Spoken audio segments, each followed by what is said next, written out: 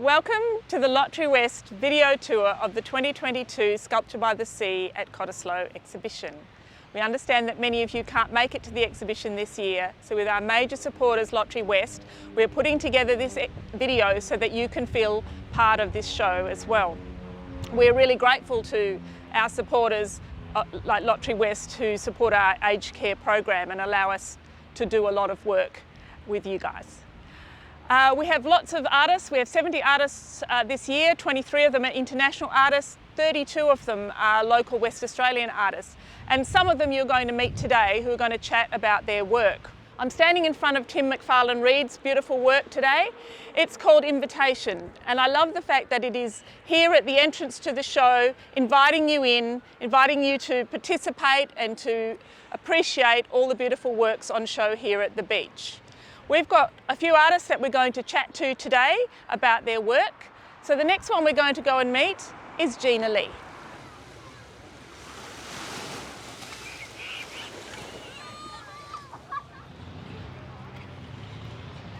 Hi Gina. Hi.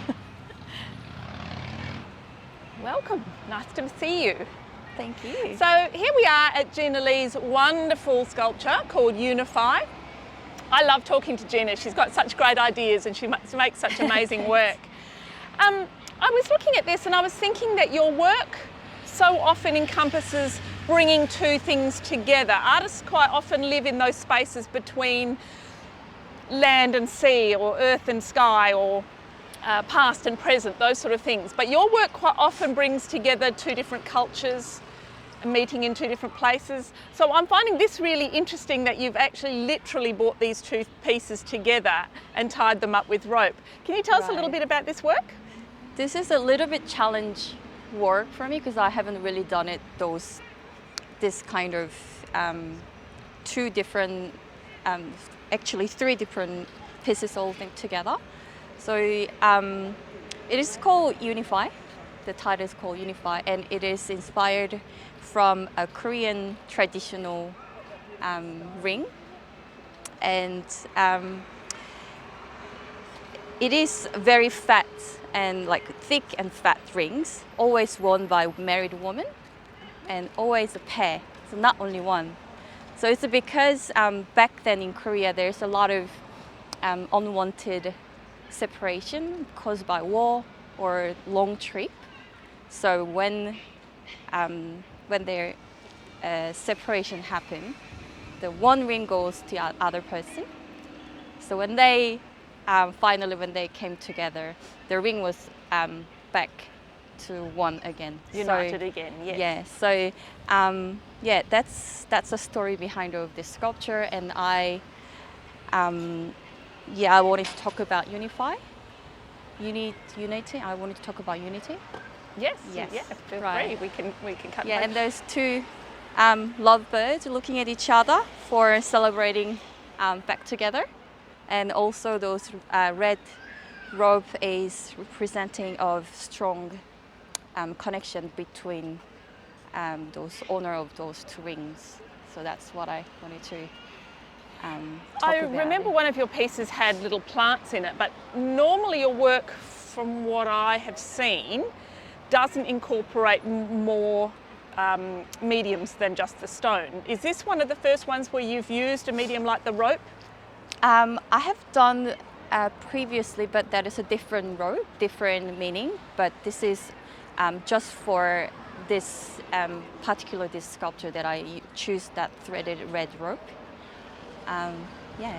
There's a feeling about this one that it's slightly likely to roll away, and you know, that slightly unbalanced feeling that sculptors often do because they like the viewer to feel a little bit, you know, wrong-footed, I guess, when they look at the work.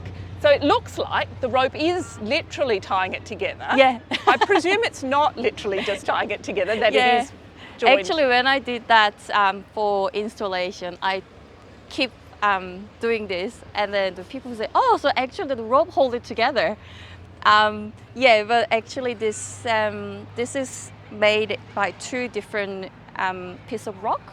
So this down one is weighs about say 500, little bit less, and this is about 100. So there's a strong, has to have like strong pin and glue them together between those two, and between these and this stone as well. So it was really interesting for me to do this kind of work as well. I learned a lot from this challenging work too, but also I wanted to always do something different than previous work. So yeah, it's always looking for a challenge. Yeah, I think that's so. what makes the creativity interesting. Yeah, it's a fabulous piece. Congratulations. Thank you. And now on to Sally Stoneham's sculpture called Tactile. Hello, Sally. Hi Michaela. It's lovely to see you here today with your beautiful work. I'm really interested when I see your work, because I've been seeing your work at Cottesloe and other exhibitions for a lot of years now. And I'm thinking that when you use a material like you do, which is the wire from the rabbit-proof fence, it's bringing a lot of its own story with it. And I wondered how you found room to put your own ideas and your own story into your work when it's such a powerful and poignant material. Yeah, well I think I started using the fencing wire, and it was just recycled and out in the station country, and then I started using wire that was burnt on my property from fires that swept through. And then I came across a friend who had access to the rabbit-proof fence, and I just love that it's a layering of history, and so it's got layering of stories in it, and so that's how I sort of interpret it. Yes, into so my work. yours is just the latest in a long line of stories. That's that right. This material And shows. I think it's nice for people to reflect on Australian history, and so you can think about that in many ways. So yeah, that's why I like to use it. It's fantastic material. These pieces, compared to some of your previous pieces, are really dense. I know you've done pieces that are really open and airy and light, and these ones are much denser. You can almost not see through the middle. Is there a reason why you've gone to this sort of making? No, usually in my art process, it's an exploration of the materials.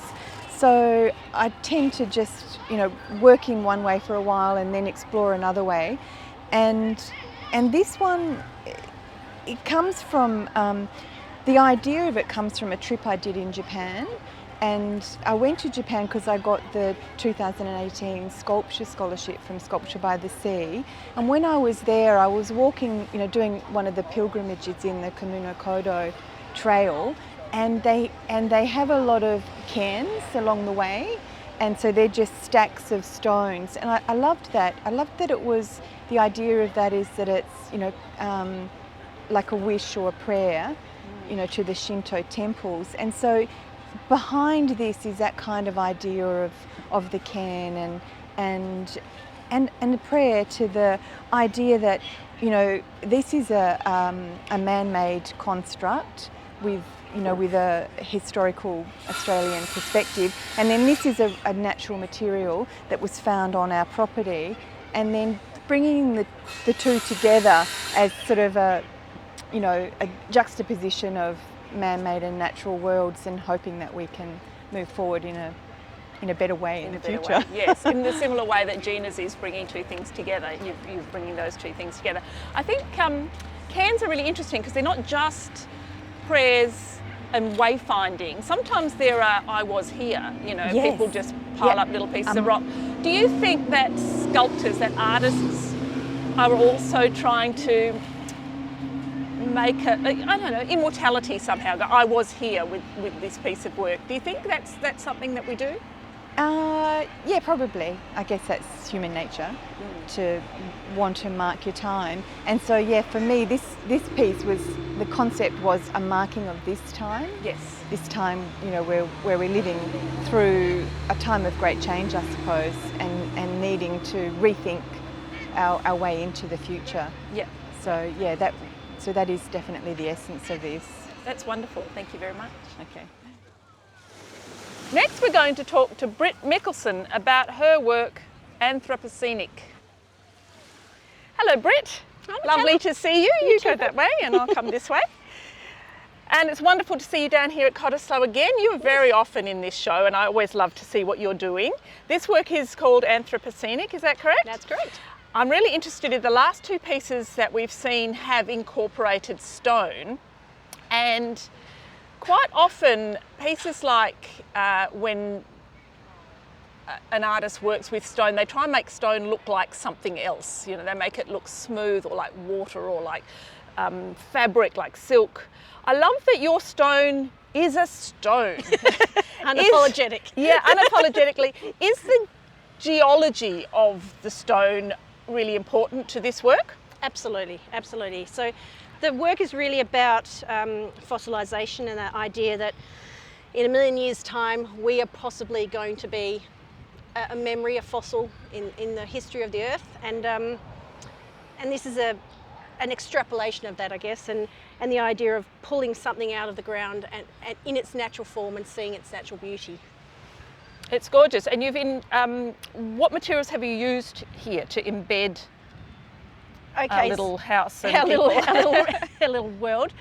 So it's epoxy resin, coloured to look like amber. Being of Danish heritage, there's a lot of amber in Denmark, so I have a lot of jewellery that's amber, so it's very close to my heart. And I've been working with fossilisation a lot, so the idea was during COVID lockdown I felt really trapped, I guess, and this sort of series came to light then because I thought, you know, we all feel trapped, and what if we were trapped in this time, in this moment in time, and how will it look like in the future? And that's where the concept came from. That's fantastic. There's a lot of artists use environmental issues in their work, and a lot of them are making really strong points about we shouldn't do this and we should do that. We shouldn't throw away plastic, and we shouldn't. But what I find really interesting about your work is not so much saying we shouldn't do that, but this is how we will look to the future, good or bad. Yes. And I kind of like the way you haven't made us feel bad about that. You're inviting us to go, okay, this is what will happen, and we can choose what we do with that. Yeah, exactly. And I like that there's a little, in my work I like to have a little bit of unease, but a little bit of whimsy, because too much unease is quite confrontational. So I think if you can mix those two bits together, you want to get your message across without alienating the viewer, for sure. Exactly. Yeah, that's fantastic. It's an amazing size too. You've been working with smaller rocks, I know. How did you manage to make this piece with this enormous rock? How did you move it? It got moved once, and only once. It got moved onto the pallet into my studio, and then I built the mould in situ, everything around it, poured it, cleaned it, and then I built an open crate around it to move it again. So it actually did not move once it was in my studio. Fantastic. For 2 So you years. didn't damage yourself for a change? No, for a change, yeah, it was nice. Wonderful. Well, there's a lot of sanding, Sure, you know, sure. stuff like that, finishing. Wonderful. That's your Thanks body. for chatting. No worries. All right, next we're going to go and talk to Monia Allegra about her beautiful work.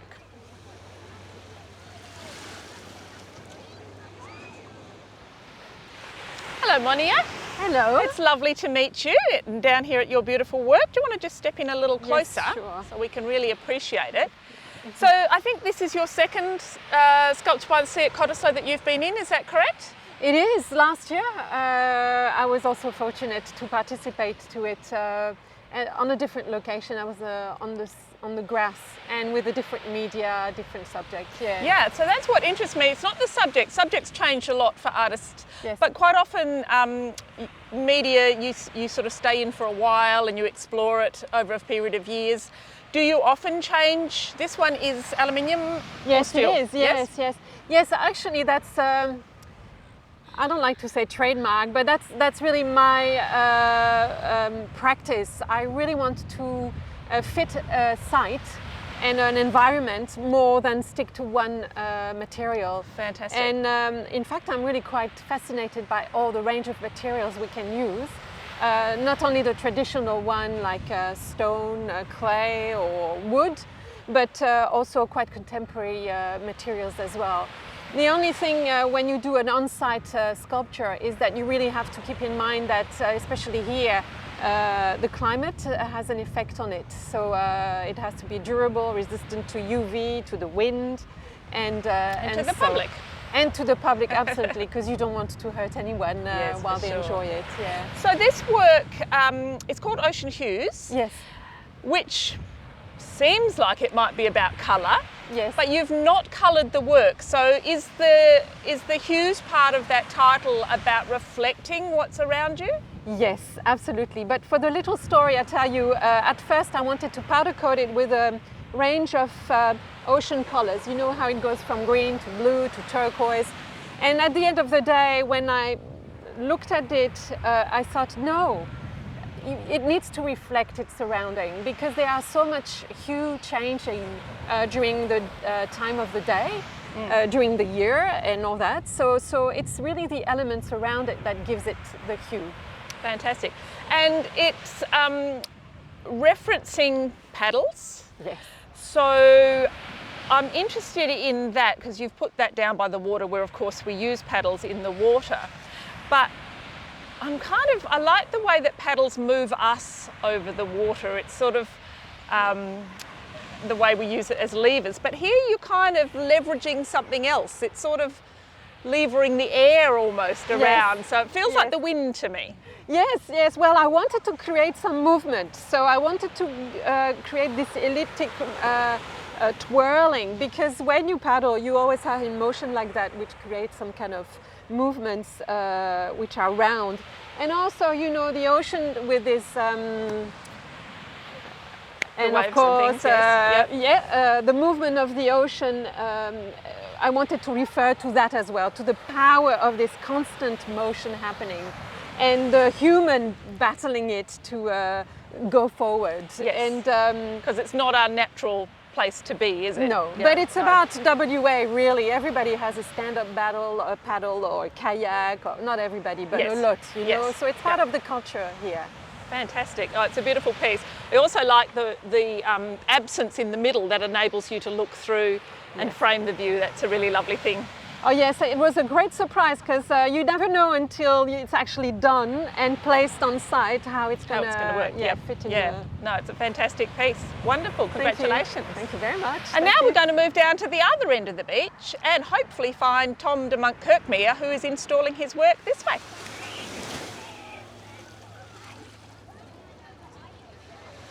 Hello Tom, it's so good to see you down here. Yeah, thanks, I Michaela. love that we Thanks. catch up at all of these exhibitions. Yeah, I think it's a nice catch-up time, isn't It's it? gorgeous. What I love about these exhibitions is that we get to see our friends, artists, making new work each year and how they're progressing and how they're changing. But your trademark has always been colour, hasn't it? I love that you've brought your colour to the beach again. Yeah, I use a lot of colour in my work, and quite often I also use bamboo in the work. And this is another trademark, is the bicycle tube rubber strip. Yep. That is all made from recycled bicycle tubes. Are they from your own bicycle, Tom? They're from my own bicycle, and again this work has been transported by train and bicycle. That's And, fantastic. yeah, I don't drive a car, so I think it's really interesting that artists are quite often constrained by money or time or strength or all of those things, but you're constrained by transport.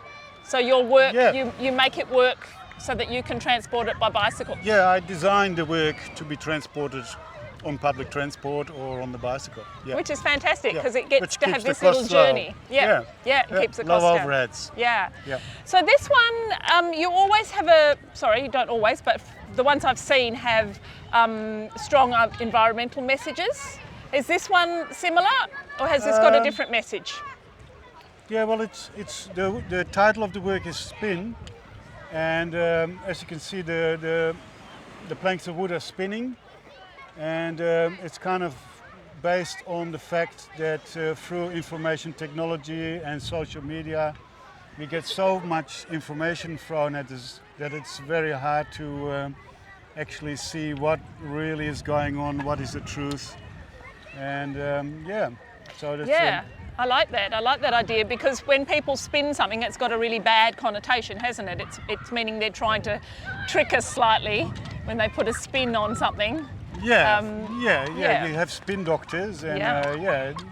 maybe it's a negative connotation. I don't think it's a necessarily very negative work, but Not at all. it is definitely a comment on you know, the overwhelming amount of information that we're getting Yeah. confronted That with in our times. So you're talking about the wind. It's a kinetic work. It needs the wind to make it, to activate it. Yeah. So is too much wind going to be a problem for you? You're talking about how you Yeah, well, I've solve those problems? I've constructed the work in Nordham, and I'm nicely sheltered behind a bamboo clump. Aha. And I've had a similar piece on the beach here in Fremantle, but I think maybe that location was also a bit more sheltered. This location gets the full blast from the south here. We've got a very strong southerly wind at the moment, and yeah, this is the third time that I'm stringing the planks up again. Every time increasing the strength of the line, and So is that problem-solving aspect of making this work part of the challenge for you? Do you enjoy that kind of problem-solving aspect, or is it a nuisance? It can be a nuisance, can't it it? goes up and down a bit. Like you know, like if it's all going fantastic, then it's great. Yeah. But yeah, Tuesday was a really hard day when I strung them up first. It was really rainy and windy, and they just started to come down in like very quickly. And I was like, oh no, so that was a hard day. Monday was a beautiful day. Yeah. Tuesday was a hard day. See, this is art. It's ups and downs, isn't it? Yesterday I thought I'd solved the problem. Till later in the afternoon the wind started to increase, and they came down again. So today hopefully I'm sure they you'll stay work up. it out. I'm sure they will. I'm sure you'll work it out Yeah, because yeah. you know what you're doing. Yeah. Fabulous. Thanks for Yeah. chatting to us. Thanks, Michaela. No worries. Yeah, thanks. And now to Carolina and Stephanie and their work, Fossil. Hello. Hi. Come and have a chat about your work. Thank you. Stephanie and Carolina, Yes. is that right? Yes, nice to meet you. I'm really interested in this work because I have this thing about all of the problems in the world, mostly because we don't value stuff. From people to plastic, if we valued things more, then we would use them better. So I'm kind of interested in the way you've recycled tins to make your work. But cat food tins? Like there's such a feeling of about cat food tins. They cut you, they smell, all of this stuff. So why did you choose cat food tins? We can start with you on that one. I think we can leave. Well, when I'm in Perth, I stay with my mother, and she has 2 cats. And so when we were thinking about how to make this project, we started from a very basic premise, which was we would like to use recycled materials. And then the second most logical step we could think of was, why don't we look through our rubbish? And because I was staying with my mother who has cats,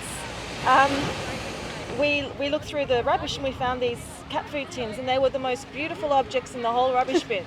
And so They just shined out, didn't they? It was They just like little stood out. treasures. and so the attraction was really just because it's such a beautiful material and it's a beautiful finish. And we have actually found over time, as this project developed and as Stephanie was collecting all the cat food tins, that it's actually been a really interesting choice of a material because of the fact that we've developed a community of cat owners. Aha. Who all feel like they've got ownership of this yeah, piece. yeah. Which is lovely. So the actual shape that you've come up with, it's one of those things that I find artists quite often use similar sorts of shapes. So it feels seed poddy to me, it feels floating, it feels like something that might have come from the ocean, from the depths and floated up here on the beach. Absolutely. Like that circular object is so familiar in this surrounding, and I think it alludes to so many things, and we didn't want to say it was one thing or another. We really wanted it to be open to interpretation. So we have called this work Fossil. So it could be a fossil of a whale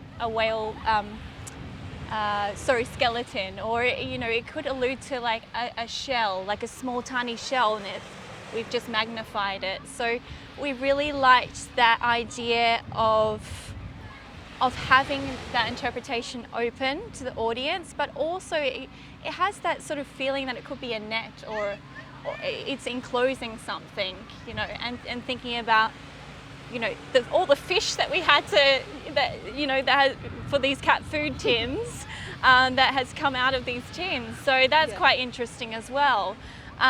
It's bringing the fish back to the sea. And also Carolina does a lot of paintings, and these works actually sort of this shape actually derived from that itself. So it was really interesting. It's a beautiful process. piece. Yeah, really lovely. And I think it's got this little subliminal message, is that feed your cat so it's not eating any of the possums and the bandicoots in the gardens. Yes. No, it's fantastic. Congratulations, it's a gorgeous work. Thank you so much. Thank you. Now we're going to have a chat to Heavy Duty about their installation beach goals. Hello Jack, it's lovely to meet you here at your work down at Cottesloe. Is this your first time at Sculpture by the Sea? Yes, it is. Fantastic. First time exhibiting in the outdoors legally. We'll see. Right, okay. This is a really interesting work to me because on the face of it, it's really simple. It's just two iconic things together, the sea and the goalposts, the footy goalposts. But I've been watching a lot of telly over the period of the pandemic, and they seem to be doing this thing where they break the fourth wall, where the actors turn to the camera and speak to you, the viewer. And it seems to me that this piece does that. It actually turns and talks to you and invites you to be part of it. Is that kind of what you wanted, a bit of interaction with the public? Yeah, absolutely. I think the biggest thing we wanted was for people to be able to be involved like they are with football and the beach. And we want them to be just as involved with climate change and making a difference in their own lives wherever they can. And just bringing that in a playful way and hopefully sending a message. So I've been talking to some of the other artists, and they were talking about that balance between the hard-hitting message and the soft kind of invitation in, because if you don't get that balance right, you can lose your audience, can't you? Yeah, definitely. I think anything we do, or anything we do when we work, we try and answer the complicated questions with something as simple as possible in the way that we deliver it. And I think, like you said, inviting people in without isolating people. So I think that's why this idea, for example, is something that everybody can be involved with, and we're not trying to, leave people out, for example, or we're not trying to argue the point. It's, let's have fun and bring this critical issue to the forefront while we're doing it. For sure. So even people who hate football will still appreciate the point you're trying to make. And the people who really love football, we're just going to kick a ball through the middle of it, aren't exactly. they? So everybody will bring their own approach. Exactly. Our the biggest question we've been asked is, do we like football? and we're on the fence, to be honest, which I think is a good place to be in the discourse of art where we sit. It's like a lot of the time we're on the fence and we put the question to everybody else. For sure. Yeah, and even in this setting, I think it was the opportunity to bring people who aren't even necessarily interested in art, so it was the arts and sports and absolutely, yeah. And then the climate, obviously. So do you work on your own, or is there a group of you? So there's a group of us. It's primarily me and another friend who's at the moment in New York. So wow. we've been working remotely on this one. But heavy duty, yeah, we've always liked to work with all of our talented friends and bring in anyone and everyone where possible. That's fantastic. So collaborations can be really energising and exciting, can't they? Because people bring in things that you didn't see on your own. But they can be tricky too to work with other people, and you can have artistic differences. Yep. Do you have had any of those? No, not problems? so much differences. I think we've been lucky in that the people we've worked with, we kind of have always appreciated everyone's different skill sets. So even with this, we've worked with, the aluminium company and the fabricators and the sculptures team and the engineers, separately to that. And everyone's been amazing. And again, with any project we've done, it's always kind of appreciating everyone's different ability. Yeah, fantastic. And it kind of lends itself to, no one's the star. We're all contributing and we're all a team. Yeah, that's brilliant. Yeah, Wonderful. it's been nice. Fantastic. Thanks for chatting. Thank you. No worries. I feel we should kind of walk through the Yeah, middle of it. we can do We'll just that. go and walk through the middle.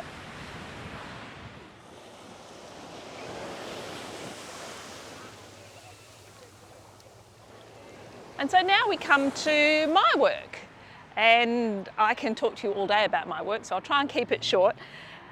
I've mostly been known for crocheting my sculptures, so I do crochet animal sculptures and things a lot, but in the last year I've felt the need to have a bit of a challenge and try something new. I did a residency down in Dwelling Up in the Jarrah Forest down there, and I wanted to use the wood that I found in the area to make things. And nearby, it's about an hour's drive from Dwelling Up, is the Dryandra woodland where the numbats live. And so I went to visit that place, and I didn't see any numbats, but I knew they were there. And I decided that I would try and make some pieces that incorporated my traditional crochet work, but alongside some woodworking as well, some wood carving and polishing and things like that. So these pieces came out of that idea to make something a bit challenging. But what's been really interesting while I've been installing them and talking to people here is that I've discovered that a lot of people don't know about numbats. And numbats are actually our state's emblem, and so they're really important, and it's important that we know about them. Most people won't have seen one in the wild. I certainly haven't. A lot of people haven't seen one at all. You can go to the zoo and see them, but they're really elusive and really hard to see. So it seemed really nice to make them out of timber and site them in this beautiful little grove of trees so that they could hide and look out at the world from here. But I think it's a really important thing to look at a state emblem and how it represents us and why it was chosen. So I just think they're beautiful little creatures. One of the new things that I've had to do is buy new tools, which is always really exciting as an artist, and learn new skills. So I spent my childhood alternating between my mother's studio, she was a textile artist, and my father's workshop where he was a woodwork and metal worker, making amazing craft things, spinning wheels and things like that. So I had all the skills as a child of using the lathes and using the saws and all of those things, but I'd kind of put them aside. So it was really nice to go to my dad, who's just turned 90, and just say, remind me how to use this and remind me how to do that and remind me how to keep my fingers out of the way, because he's only got 8.5 fingers. From a small accident with a circular saw. But anyway, I've kept safe and I've had a really good time making these pieces. So I hope you've really enjoyed this tour around some of the works at Sculpt by the Sea at Cottesloe this year and enjoyed talking to some of the artists. We've learnt a lot, I think, about the things that inspire artists and the different materials that they use, and I hope you felt like you were down here. I'd like to also thank them all for coming and for chatting to you, and I'd like to thank our major supporters, Lotterywest, for helping us to put this program together. And I'd like to thank all of Sculpture by the Sea for bringing this to Perth and allowing us to be here and enjoy all the beautiful art. Thank you.